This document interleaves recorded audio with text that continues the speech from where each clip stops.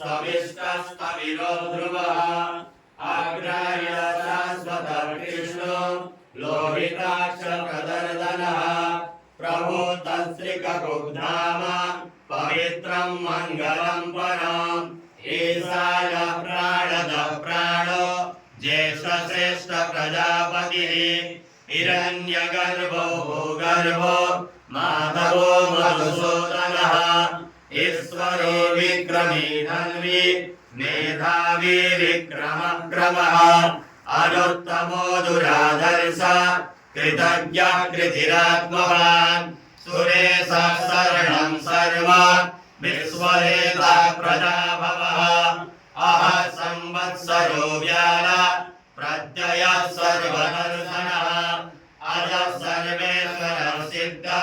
सिद्धि सर्वाधिरच्युतः विशाखविरमेयात्मा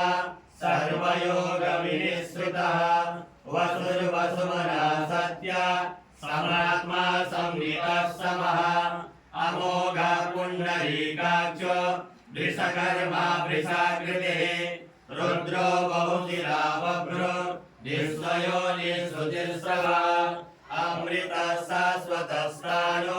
वरारोहो महातपः सर्वगः सर्वविद्वानो विश्वक्सेनो जनार्दनः वेदो वेदविदव्यङ्गो वेदाङ्गो वेदवित्कविः लोकाध्यक्ष सुराध्यक्ष धर्माध्यक्ष कृताकृतः चतुरात्मा चतुर्व्यूहः चतुर्दंष्ट्र चतुर्भुजः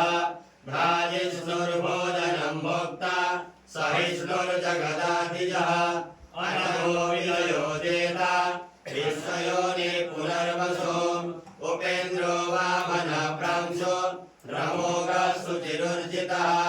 अतीन्द्रः सर्व